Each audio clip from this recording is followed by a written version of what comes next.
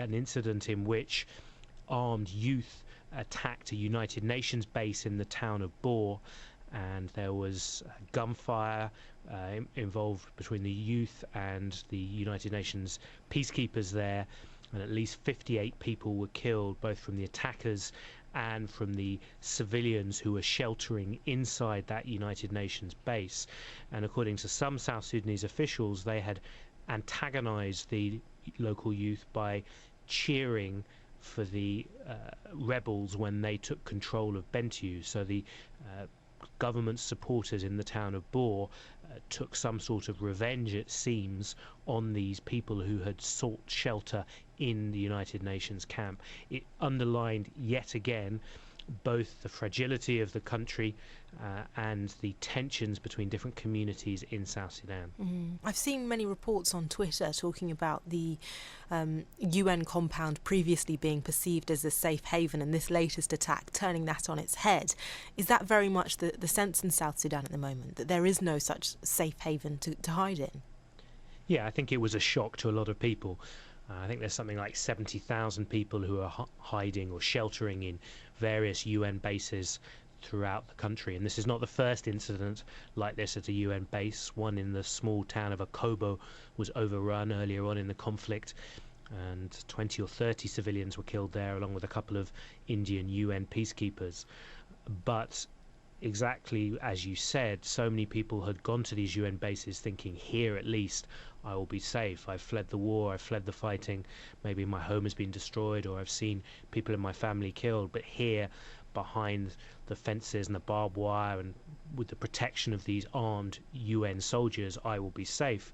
And an incident like what happened this week in Bor makes it clear that that isn't always the case. Is South Sudan on the brink of civil war? I think it's well into civil war, actually. I think there's no other term for it. It's been going on since December of last year, when there was an alleged attempted coup against the president, which has been denied by those accused of it. They say it was simply a crackdown on opposition. But since then, the former vice president has been transformed into a rebel leader. You've had troops defecting from the army. He's taken civilians as well, armed civilians, into his forces.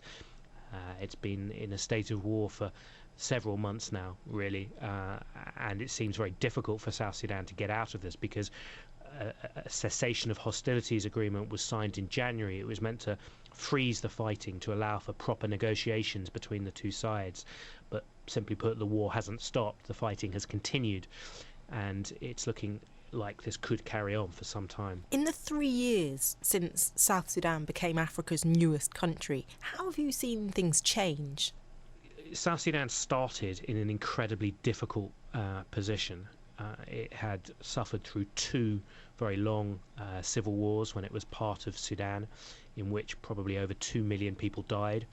I've reported from 30 or 40 countries around the world, and South Sudan is by far the most underdeveloped of all those countries.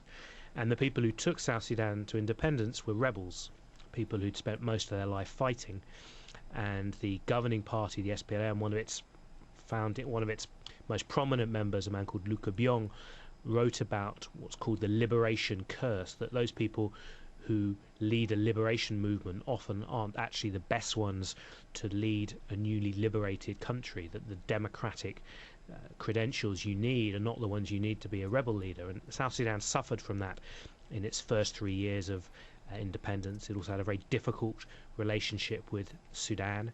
That's one of the main focuses of the book, the way in which Sudan and South Sudan, although now two separate countries, depend so much on each other. So they essentially tried to fight an economic war against each other around oil.